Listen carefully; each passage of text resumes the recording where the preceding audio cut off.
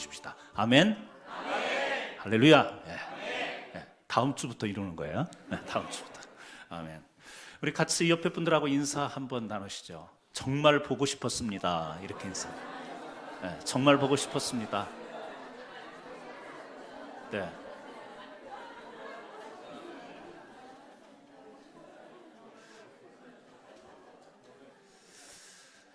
여러분 저 보고 싶으셨어요? 네. 저도 여러분 보고 싶어서 입술이 터지고 코가 터지고 그랬습니다. 네. 하나님의 은혜 안에서 우리가 같은 믿음의 가족 된 것이 너무 감사하고, 일주일 동안 여러분 뵙는 것을 기다리니까 거짓말 조금 보태서 몸살 날 지경. 오늘 또 하나님께서 기쁜 만남 주시고 은혜의 시간 주셨는데, 이 시간 여러분의 심령 가운데 새로운 힘을 얻는 큰 은혜가 있기를 주의 이름으로 축원합니다. 오늘은요, 야고보의 기도 겉면, 이런 제목으로 여러분과 함께 은혜를 나누려고 합니다. 이 성경 야고보서는 이 예수님의 육신의 동생이었던 이 야고보가 이 순교하기 직전인 AD 62년에 기록한 말씀입니다. 그 당시는 이 그리스도인들이 로마 황제 네로부터 이 신앙적인 핍박을 받던 때였어요. 신앙적인 핍박뿐만 아니라 삶에 여러 가지 어려움과 고난이 있었던 때였습니다. 야고보는 그래서 이 야고보서를 통해서 이 어려운 환난과 고난 가운데서도 참된 믿음을 가진 사람들이 어떻게 살 것인가, 거기에 대해서 하나님으로부터 이 감동받은 대로 이 말씀을 기록했습니다. 그리고 이제 야고보서 5장에서 결론과 같은 말씀을 우리에게 주는 거예요. 참된 믿음을 가진 자들이 우리가 지혜와 믿음으로 살게 되는 것인데, 그 믿음을 지켜나갈 수 있는 힘은 뭐냐? 그 고난과 환난 가운데서도 인내하면서 믿음을 지켜나갈 수 있는 그 힘은 뭐냐? 그것을요, 결론적으로 그것은 바로 기도다, 이렇게 우리에게 전하고 있습니다. 야고보서 1장에도 보면 야고보는 온전히 지혜를 구하라, 하나님께 지혜를 구하는 기도를 하라고 그렇게 말씀합니다. 또 참된 믿음의 증거를 나타낼 수 있는 힘이 하나님으로부터 오기 때문에 그 하나님께 간구하라, 이것이요 야고보서의 전체에서 흐르는 이 야고보가 우리들에게 권면하는 그런 내용입니다. 그래서 오늘 본문 말씀을 통해서 우리가 읽었던 이 본문 말씀에 보면 이 야고보가 기도에 대한 실제적인 사례를 들면서 이야기를 해요. 세 가지를 이야기합니다. 첫 번째는요, 고난 중에 처한 자의 기도가 어떠해야 되는가. 두 번째는 이 병든 자를 위해서 우리가 어떻게 기도해야 되는가. 세 번째는 의인의 기도는 무엇인가. 이렇게 실질적으로 우리에게 우리의 삶 속에서, 우리의 신앙 속에서 실질적인 부분으로 기도가 무엇이냐, 이것을 우리들에게 전하고 있습니다. 오늘 이 말씀을 여러분과 함께 나누면서 우리가 기도 생활을 합니다. 신앙 생활, 믿음의 생활을 합니다. 어떤 때는 즐거워서 찬송도 하고 어떤 때는 고난에 처하기도 하지만, 우리의 삶을 이겨낼 수 있는, 우리의 삶의 힘이 되는 것은 이 기도의 힘으로부터 온다는 사실을 다시 한번 깨닫고 저와 여러분이 기도의 승리자가 되기를 주의 이름으로 축원합니다. 첫 번째요, 고난 중에 처한 자의 기도. 고난을 당하고 있는 사람에게 우리가 가끔 그런 말을 할 때가 있어요. 참으라고, 잘 견디라고. 그러나 실제로 고난을 겪는 동안에는요, 그런 말들이 어떤 때는 위로가 되지 못할 때가 있습니다. 참는 것, 인내하는 것도 힘들어요.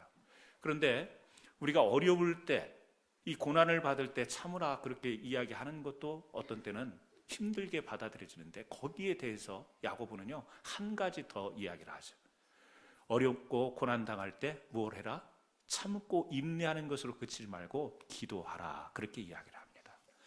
여러분, 어려운 일을 당해보셨죠? 어려운 일을 당하셨을 때 정말 그 어려운 상황에서 제대로 기도가 되던가요?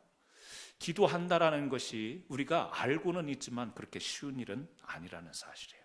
그런데 오늘도 말씀에 그렇게 이야기를 하잖아요. 너희 중에 고난당한 자가 있느냐? 저는 기도할 것이요.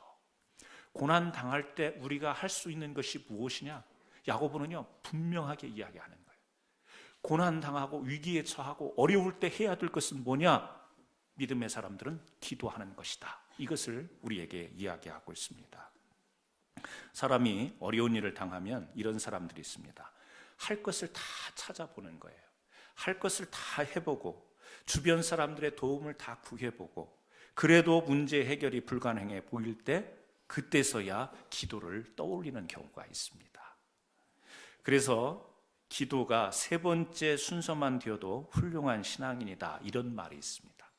그러니까 어떤 고난과 위기가 처해지면 자기가 할 수 있는 방편을 다 동원해보고 그래도 안 되면 그때서야 이제 기도를 하려고 하는 마음을 갖게 된다. 그래서 우리의 고난 가운데, 위기 가운데 기도가 세 번째 순서만 돼도 그 괜찮은 신앙인이다, 그런 이야기인 거예요. 구약 성경에 역대하 25장에 보면 유다 왕 아마샤가 나옵니다. 북쪽 이스라엘과 남쪽 유다가 나뉘었을 때 남쪽 유다의 왕이었어요. 아마샤라고 하는 왕이었습니다. 그런데 이 아마샤를 소개할 때 이 역대하 25장 2절에 이렇게 아마샤를 소개해요. 여호와께서 보시기에는 정직하게 행하기는 하였으나 온전한 마음으로 행하지는 아니하였더라. 여러분, 이 말씀이 이해가 되세요? 여호와 보시기에 정직히 행하기는 했지만 온전한 마음으로 행하지는 아니하였더라. 좋은 것도 있어요, 그죠? 근데 좋지 않은 것도 이야기해요. 좋은 것은 뭐예요? 그가 하나님 앞에 정직한 사람이었다, 이걸 이야기해요. 그런데 안 좋은 것은 뭐예요? 온전한 마음으로 하나님 앞에 행하지는 아니했다. 딱 이 구절이요, 참 묘해요. 이 구절을 보면서 그런 생각을 해봤어요. 우리가 믿음을 가지고 하나님 앞에 예배하는 삶을 살아가지만 내가 그럴 수 있다. 뭐죠? 하나님 앞에 믿음을 갖지만 그 믿음의 삶을 살면서 절반의 믿음의 삶을 사는 모습, 하나님 앞에 헌신은 하지만 반절만 헌신하는 사람의 모습, 사람 인간성은 좋지만 신앙적인 부분에 있어서는 아쉬운 부분이 있는 그런 모습. 이 아마샤를 소개할 때 그렇게 소개해요. 그런데 그 세 가지 사건이 아마샤를 이렇게 소개할 수 있는 이유를 이야기하는 겁니다. 왜 그러냐면요, 이제 에돔 나라가, 주변에 있는 에돔 나라가 유다를 공격해 오게 됩니다. 그 소식을 알고 이 아마샤가 취한 행동이 뭐냐면 이 북쪽 이스라엘에 요청을 해서 이 자기네는 30만 명밖에 안 되니까 생각해 보니까 에돔에게 불리한 거예요. 싸우면 질 것 같아요. 그래서 북쪽 이스라엘의 군사 10만 명을, 용병을 사오는 거예요. 그런데 하나님이 그때 북쪽 이스라엘에 이 용병을 데려오는 것을 하나님은 기뻐하지 않았어요. 하나님은 북쪽 이스라엘 그때 좋게 여기지 않았기 때문에 선지자를 통해서 그것은 합당한 일이 아니라고까지 아마샤에게 이야기를 해요. 그러나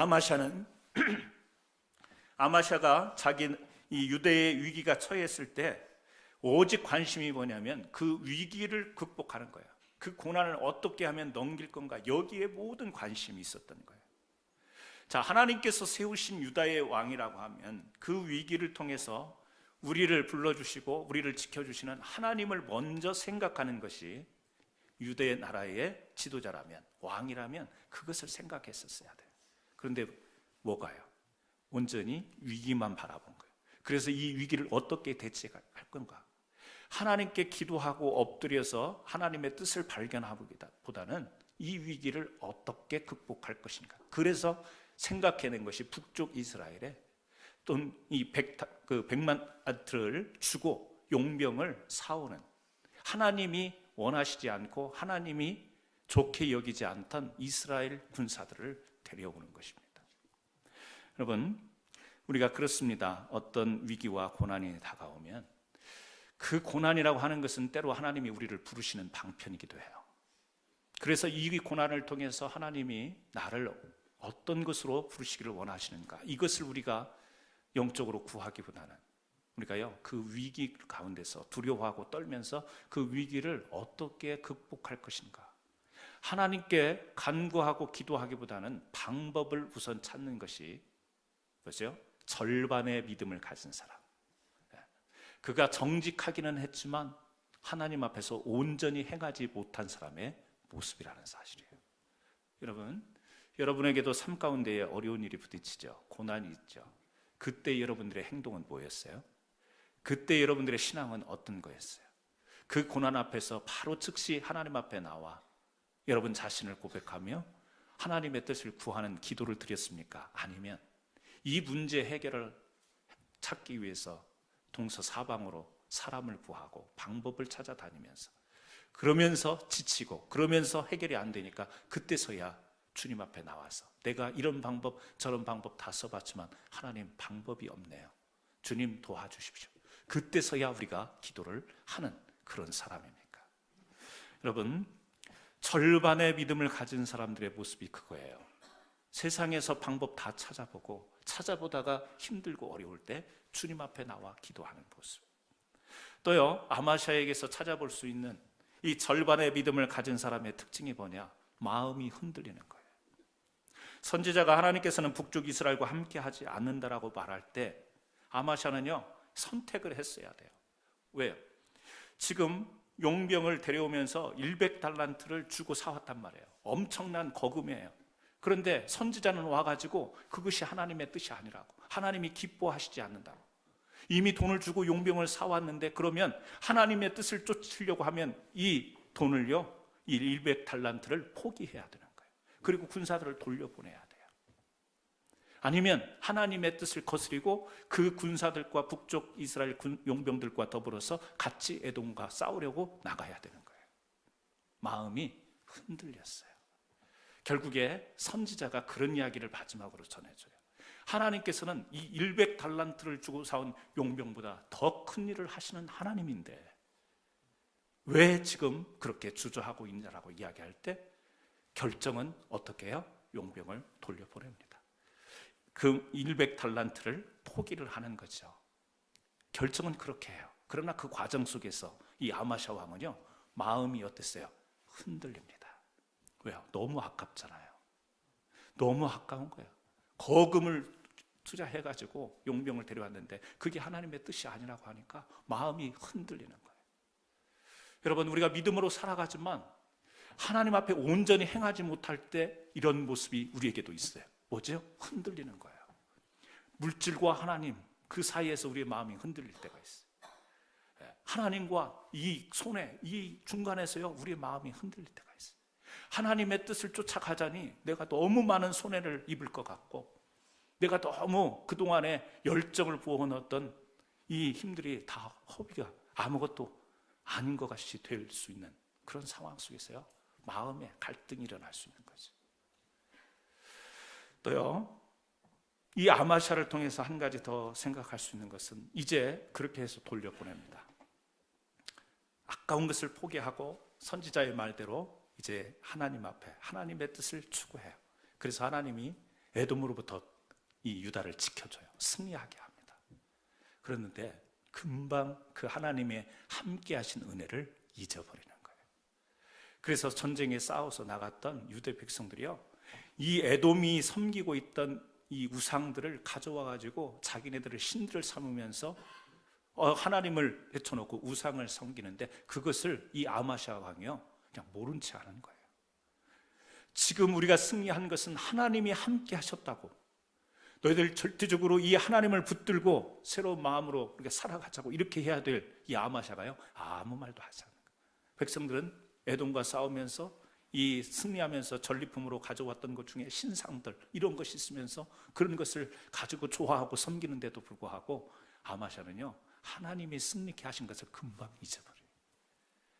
하나님 앞에 귀한 신앙으로 살아가지만 이 마음속에 온전한 믿음으로 살아가지 못하는 절반의 신앙을 가진 사람들의 특징은 뭐냐? 하나님의 은혜를 금방 잊어버려요. 하나님의 그 함께 하심이 생각이 안 나는 거예요. 그러니까 우리가 교회 생활을 하도 그래요. 일주일 동안 살면서 이 절반의 신앙으로 사는 사람들은요 교회가 생각이 안 나는 거예요. 여러분, 지난 일주일 사시면서 저를 생각해 보셨어요? 아멘 자신 있게 못하죠. 저를 생각해 보셨어요? 그러면 좀 이단될 가능성이 많으니까 교회를 생각해 보셨어요? 교회. 하나님을 생각하셨어요? 일주일 동안 하나님의 말씀을 여러분 생각하셨어요? 그러셔야죠. 그런데 믿음이, 신앙이 떨어지는 사람은요, 생각이 안 나는 거예요. 하나님도 생각이 안 나고, 말씀도 생각이 안 나고, 교회도 생각이 안 나고, 강 목사도 생각이 안 나고, 장로님도 생각 안 나고, 권사님도 생각 안 나고. 그래서요, 우리가 교회에서도 그래요. 주보에 이 광고 안내 말씀을 쭉 드려도 생각이 없어요. 오늘 오후 3시에 뭐 해요, 우리 교회? 네, 생각이 안 나잖아, 지금.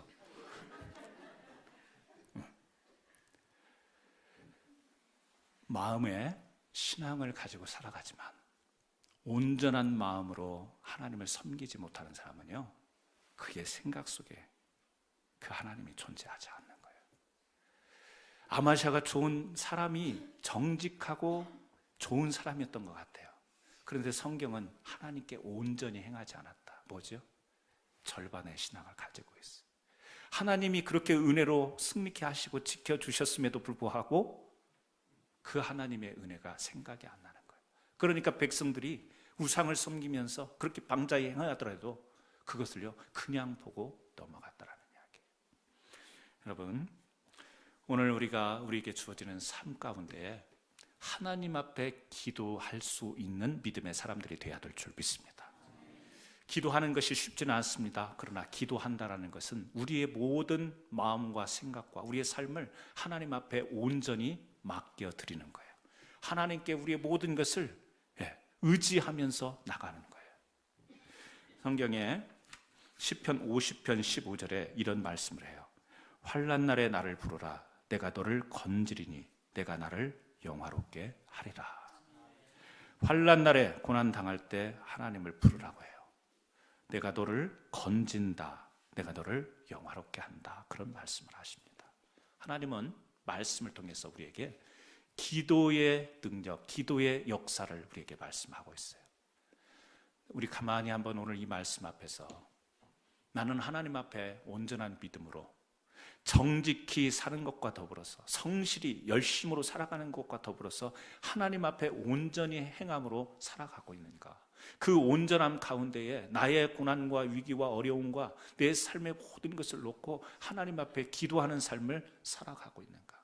아니면 그래도 나는 이만큼 절반의 신앙을 가졌기 때문에 그래도 그 안위하면서 안심하면서 그렇게 나는 성도라 그러면서 우리가 온전하지 못한 채 안위하면서 살아가고 있지는 않는가?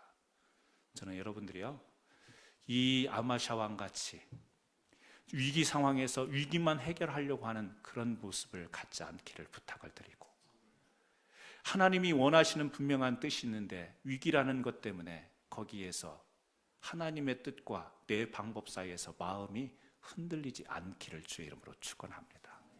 하나님께 간구하고 기도하여 하나님의 함께 하심을 통하여 승리할 수 있는 기도의 승리자들이 되기를 주의 이름으로 축원합니다. 두 번째는요, 병든 자를 위한 기도예요.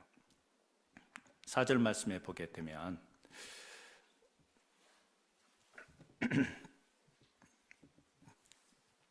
14절 말씀에 보면 너희 중에 병든 자가 있느냐? 저는 교회의 장로들을 청할 것이요 그들은 주의 이름으로 기름을 바르며 위하여 기도할지니라. 여기서 병든 자에 대해서 해석이 있습니다. 하나는 육신의 병이다. 하나는 영적인 병이다. 저는 말씀을 보면서 두 가지 다일 수 있다라고 그렇게 생각을 합니다. 사람이 육신적으로도 또 영적으로도 다 연약한 존재이기 때문에 우리가 이런 영적으로 육신적으로 병이 들 수가 있습니다. 이런 경우에 우리가 어떻게 기도해야 되는가? 성경은, 야고보는 이렇게 이야기를 하죠. 교회의 장로들을 청해서 기도를 하라는 거예요. 여기서 말하는 장로, 지금의 장로직을 포함한 이야기도 될 수 있겠지만 교회의 영적인 지도자, 목사님도 될 수 있고요, 장로님도 될 수 있고 교회의 우리 성도들도 다 넓은 의미로 보면 그렇게, 그래서 한 사람이 아니라 장로들, 복수로 이야기하고 있습니다. 여러 사람을 청해서 함께 기도하라는 겁니다. 우리가 몸에 또 영적으로 고통을 당하고 힘들 때 우리가 사람의 도움 없이 내 마음을 집중해서 기도한다라는 것이 결코 쉽지는 않습니다. 사람들이, 우리 성도들이, 장로들이 환자에게 오지 않고 따로 자기 멀리 떨어져 있지만 우리가 중보의 기도도 할 수 있습니다. 그러나 고난 당하는 그 장소에 와서 고난 당하는 자를 함께 보면서 우리가 더 열정적인 마음을 품고 하나님 앞에 진정한 기도를 할 때 고난 당하는 사람도 그것을 통해서 힘을 얻고 위로를 받고 또 함께 같은 마음으로 하나님께 구할 때 하나님께서 그 기도를 들어주신다라고 하는 사실이죠. 우리가 시너지라는 말을 합니다. 시너지 효과. 1+1은 2가 돼야 되는데 2 이상의 상승 효과를 보는 것을 우리가 시너지 효과다 그렇게 이야기하죠. 그래서 시너지 할 때 신, 이것은요 함께라는 말이에요. 그리고 에너지, 힘, 두 가지 단어가 결합되어서 시너지 그런 말을 합니다. 그러니까 힘이 함께 모아질 때 거기서 더 큰 힘이 발휘가 된다는 의미로 우리가 시너지 효과 이런 말을 사용합니다. 마태복음 18장 19절에서 20절 말씀에 보면 진실로 다시 너희에게 이르노니 너희 중 두 사람이 땅에서 합심하여 무엇이든지 구하면 하늘에 계신 내 아버지께서 그들을 위하여 이루게 하시리라. 두세 사람이 내 이름으로 모인 곳에 나도 그들 중에 있느니라. 이 말씀 우리가 참 좋아하잖아요. 그리고 또 우리가 성도와 함께 합심하고 협력할 때 이 성구를 우리는 너무 잘 인용합니다. 두세 사람이 내 이름으로 모인 곳에, 그냥 모인 것이 아니고요 예수 그리스도의 이름으로 모인 곳에 함께 하신다라고 하는 거죠. 그래서 베드로가 사도행전 12장에 보면 감옥에 갇혔어요. 그 감옥에 갇혔을 때에 이 사도행전 12장 5절에는 이에 베드로는 옥에 갇혔을 때 누가 기도했어요? 교회가 기도했다. 베드로는 옥에 갇혔고 교회는 그를 위하여 간절히 하나님께 기도하더라. 그래서 베드로가 풀려나는 역사를 이 사도행전에서 소개하고 있죠. 사도행전 16장 25절에 보면 누가 나오죠? 바울과 실라가 감옥에 갇혔어요. 그러나 바울과 실라가 거기서요 좌절하지 않습니다. 뭐 했죠? 찬송하며 기도했어요. 같이. 그때 옥의 문이 열리고 거기에서 간수들이 하나님 앞에 돌아오는 역사가 있었죠. 합심으로 기도하는 게 중요합니다. 개인 기도, 개별 기도도 중요하지만 교회의 합심으로 하는 기도가 참 중요합니다. 하나님께서 우리로 하여금 기도하는 방법 중에 같이 한 마음을 품고 우리가 세 사람이 함께 기도하는 이 합심 기도도 하나님이 우리에게 기도의 방편으로 주셨다라는 거예요. 교회의 장로들을 청하라. 병이 든 사람이 교회의 장로들을 청한다. 이 장로들이 기도의 전문자이거나 아니면 특별한 영적 권위를 갖거나 신유의 은사가 있어서 이 사람들을 부르라고 한 게 아니에요. 여러분 우리가 잘 생각해야 됩니다. 이 사람들이 와서 함께 기도하면 병이 반드시 낫기 때문에 치유가 되기 때문에 그 장로들을 청하라는 이야기가 아니에요. 여러분 병은 누가 치유하십니까? 하나님이 하십니다. 하나님께서 하시는 거예요. 하나님은 당신이 직접 이 사람들이 기도하지 않아도 치유할 수 있는 하나님.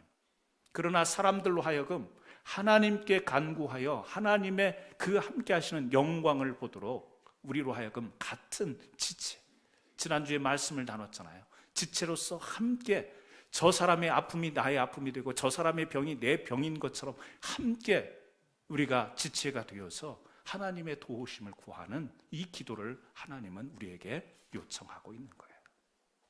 여러분 우리가 그렇습니다. 병이 들었으면 누가 와서 기도해 주면 좋겠죠.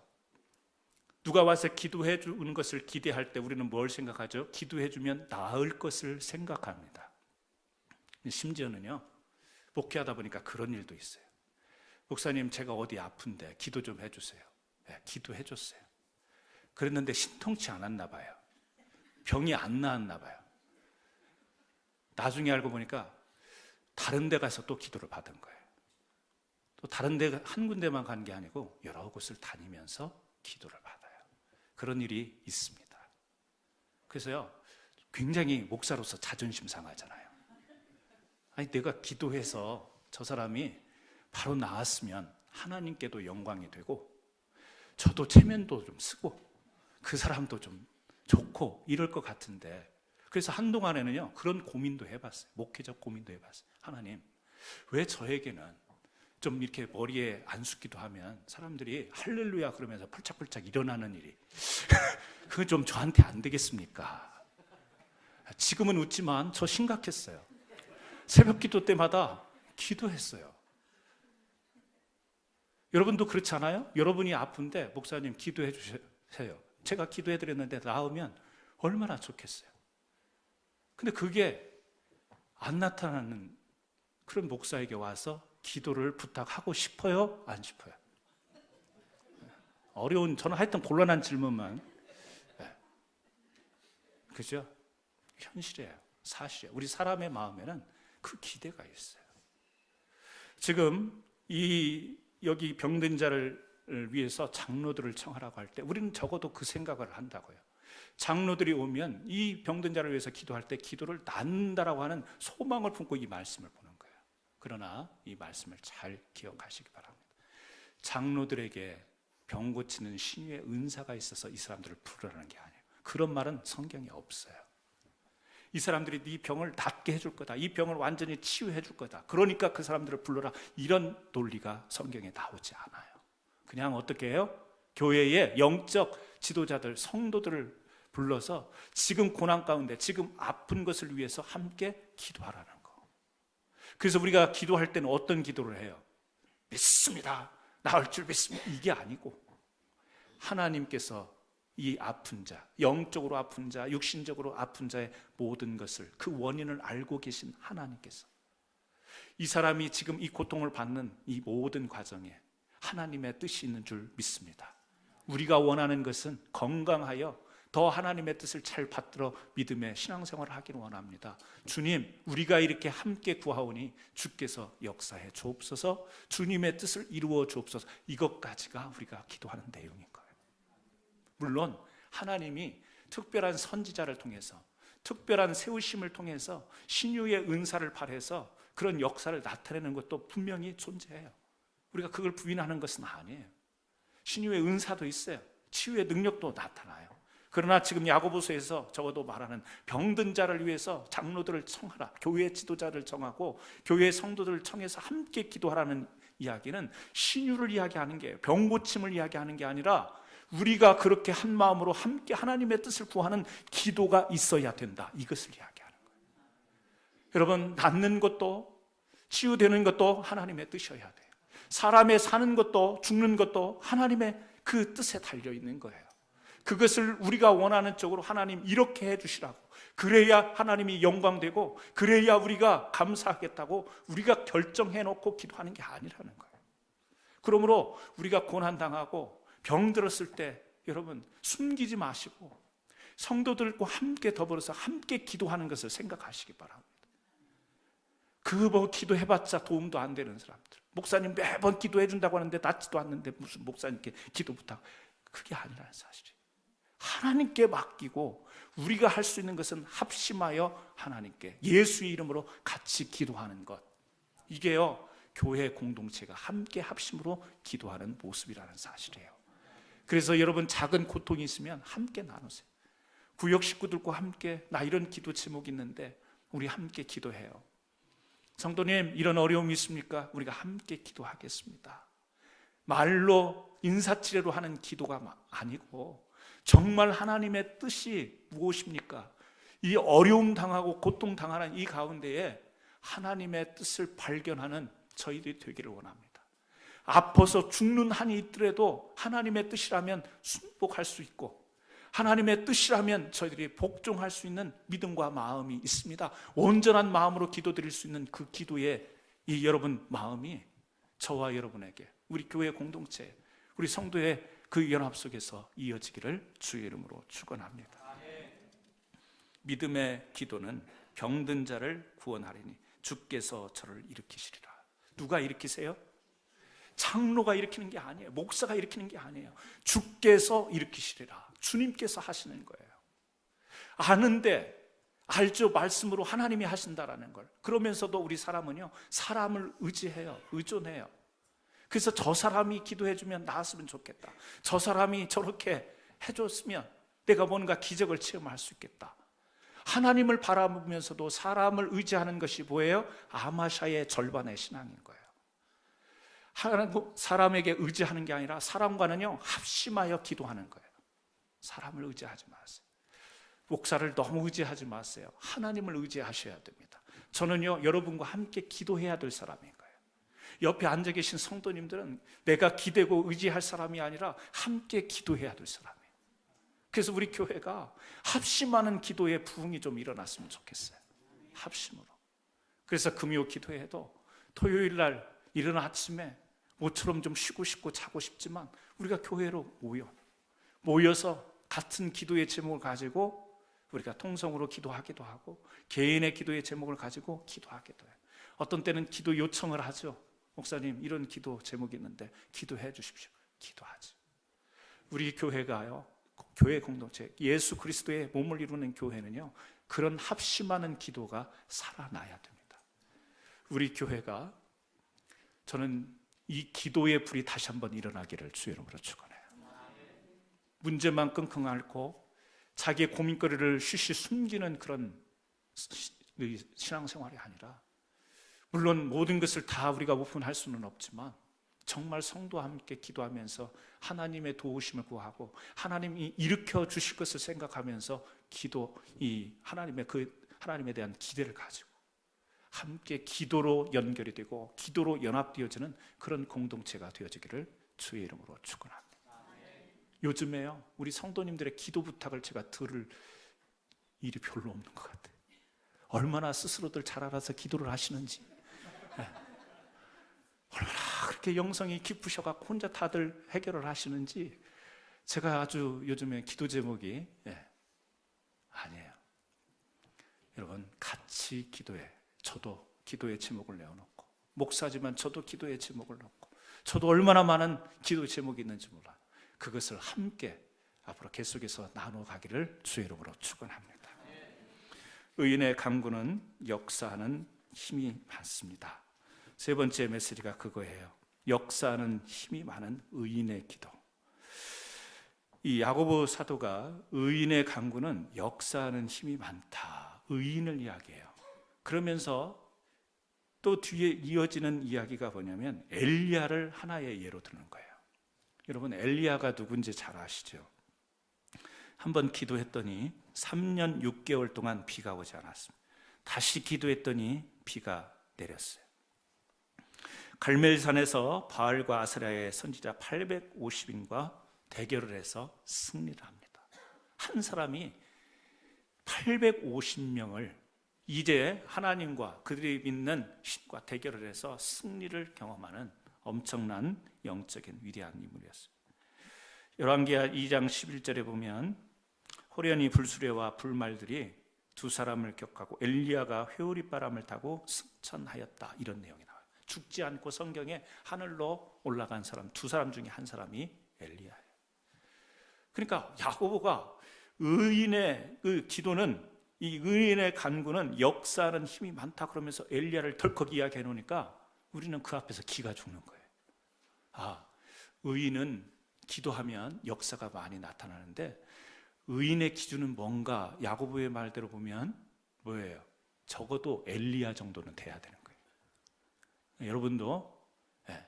여러분도 기도해서 비가 3년 6개월 동안 내리지 않는 힘이 있어야 적어도 의인인 거예요. 맞아요? 여러분, 제가 기도하면 3년 6개월 동안 비가 올까요? 안 올까요? 3년 6개월 동안 비가 내리지 않도록 제가 기도하면 그게 그렇게 될까요? 안 될까요?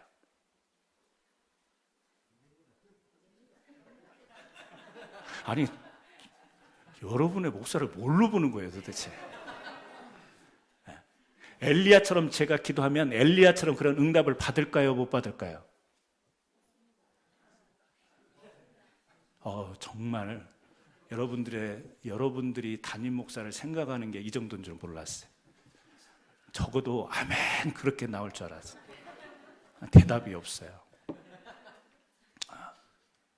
그러면 저는 아니고 우리 장로님 중에 한 분이 이런 기도를 하면 엘리야처럼 응답이 될까요? 안 될까요? 네. 목사는 안 되는데 또 장로님은 되네.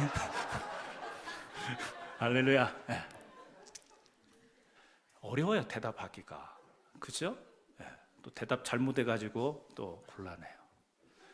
제가 기도해서 엘리야처럼 기도해서 3년 6개월 동안 비가 내리지 않게 할 수 있어요. 네. 여러분 드디어 이단을 보시는 겁니다. 있어요. 제가 그런 게 아니고 하나님이 필요로 하시면 그렇게 하실 수 있는 줄 믿습니다. 목사가 아니라 여러분의 자녀가 엘리야처럼 기도했을 때 그 엘리야처럼 응답될 수 있는 일이 우리 자녀들에게 일어날 수 있습니다. 하나님이 필요하시면. 그러나 그것이 하나님이 보실 때 필요치 않다고 하면, 불필요한 거라면 하나님이 절대 주시지 않을 거라는 거예요. 그래서 하나님께서 보시는 판단과 하나님의 섭리, 계획, 하나님의 뜻을 제외하고 우리가 이런 기도의 능력이 있느냐 없느냐를 가지고 시비하는 것은 아무 쓸데없는 논란이 된다는 거예요. 저는 그렇게 믿습니다. 저뿐만 아니라 여기 계신 모든 분들이 그래요. 엘리야와 같은 기도를 해서 똑같은 응답을 저는요, 얼마든지 하나님이 그 이상 주님이 하셨던 일보다 더 큰 일을 하리라고 말씀하셨잖아요, 요한복음. 하나님은요, 그렇게 하실 수 있어요. 정말 하나님이 필요하시다면, 필요한 장소에서 필요한 때. 그러나 그것이 불필요하다면 우리에게 그것을 주실 이유가 없어요. 오히려 그것을 갖게 되면 우리 사람이라는 존재가 하나님과 겨루려고 하는 교만한 자리에 올라가는 위험성이 있기 때문에 우리가 굉장히 조심하죠. 그래서 야고보는 엘리야를 소개를 쭉, 이런 엘리야, 그럼에도 불구하고 엘리야가 야고보가 하는 이야기가 있어요. 뭐죠? 17절 말씀 같이 한번 읽겠습니다. 야고보서 5장 17절 시작. 엘리야는 우리와 성정이 같은 사람이로되 그가 비가 오지 않기를 간절히 기도한즉 3년 6개월 동안 땅에 비가 오지 아니하고 다시 기도하니 하늘이 비를 주고 땅이 열매를 맺었느니라. 자, 엘리야가 어떤 사람이었느냐? 능력의 사람, 의인의 간구를 통해서 하나님의 능력을 체험한 사람이다 이야기하는 가운데 먼저 딱 이야기하는 것이 엘리야는 우리와 성정이 같은 사람이다, 그 이야기를 해요. 무슨 이야기예요? 우리와 똑같은 평범한 사람이라는 거. 그런데 왜 이런 우리가 볼 때 어마어마한 능력을 가진 사람이었느냐? 하나님이 필요로 하시기 때문에 그 시대와 그 사람에게 임하셨기 때문에 그런 거예요. 엘리야의 그 자신에게 그 안에 어떤 마법이 있는 게 아니에요. 하나님이 그렇게 부어주시니까. 하나님이 거두어 가시면 엘리야도요, 어떤 인간보다 더 못한 인간일 수도 있는 거예요. 여러분, 그래서 역사는 힘이 많은 의인의 기도. 엘리야도 의인이었지만 우리도 예수 그리스도로 인하여 의인된 줄로 믿습니다. 예수 그리스도가 이 땅에 오셔서 불의 가운데, 죄와 사망 가운데 놓여있던 우리를요, 의롭게 여겨주셨어요. 의롭게 여겨주심으로 우리가 의인의 반열에 들어가서, 우리는 좀 미안하고 고개 들 수 없지만 그럼에도 믿음에 관해서는 좀 뻔뻔하게 하나님이 우리를 의롭게 여겨주셨기 때문에 우리가 그렇게 여겨주시는 우리가 하나님께 기도할 때 그 기도는요, 역사하는 힘이 많게 되는 줄 믿으시기 바랍니다. 나는요, 내가 무슨 의인의 기도예요? 내가 무슨 이런 성경의 인물들과 비교해서 내가 어떤 그런 기도를 해요? 여러분, 그것이 하나님의 뜻을 벗어난 우리 스스로의 생각이에요. 자기 생각, 자기 철학인 거예요. 아니에요. 성경은 의인의 기도는 역사하는 힘이 많다 그러면서 엘리야, 엄청난 엘리야의 그 놀라웠던 일들이 다 우리와 같은 사람에서 일어난 일이라는 것을 증명하면서 우리가 어떻게 해요? 하나님께 기도하고 우리가 하나님께 간구할 때 하나님은 정말 그 기도 가운데에 필요하시고 하나님의 때가 되고 하나님께서 일으키실 일이 될 때는 우리를 통해서도 놀라운 일을 행하신다는 사실이에요. 저는 그래서요, 이 성경에 야고보를 통해서, 서신을 통해서 우리에게 주시는 말씀이지만 저는 이 말씀을 너무 좋아합니다.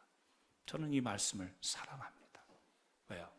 나를 의롭게 여기셔서 이 부끄러운 입술이지만 하나님께 이 부끄러운 입술을 통해서 고백하고 간구하는 것을 들어주시는 하나님, 그리고 역사를 일으켜주시는 하나님, 그 하나님의 은혜가 있기 때문에 오늘 또 내 안에 죄의 속성이 있고 여러 가지 연약함과 부족함이 있지만 하나님께 감사한다고, 하나님께 간구한다고 부르짖으면서 기도할 수 있는 이 특권, 여러분, 이것이 바로 성도에게 주어진 기도인 줄 믿습니다. 저는 우리 교회가, 우리 성도님들의 기도가 다시 한번 힘있는 기도들이 일어나기를 바라요. 부끄러워서 아니에요. 나는 이 마음에 걸리고 양심에 찔리는 게 많아서, 내 신앙이 너무 이중적이어서, 나는 절반의 신앙밖에 되지 않아서 내 기도가 합당한 기도가 되지 못할 텐데 왜 스스로를 제어합니까? 제어합니까? 그렇지 않습니다. 저는 여러분, 우리가 탄식하고 아무 소리로 아무 말도 못하면서 가슴만 두드려도 그 마음을 헤아리시는 하나님이 우리의 기도를 들으시는 하나님이십니다. 우리는 이 기도의 힘을 통해서 하나님 앞에 세움을 받아야 되고, 이 기도의 힘을 통해서 오늘 하루하루를 믿음으로 나가야 될 줄 믿습니다. 기도의 용사들이 되시기를 주의 이름으로 축원합니다. 기도하시겠습니다.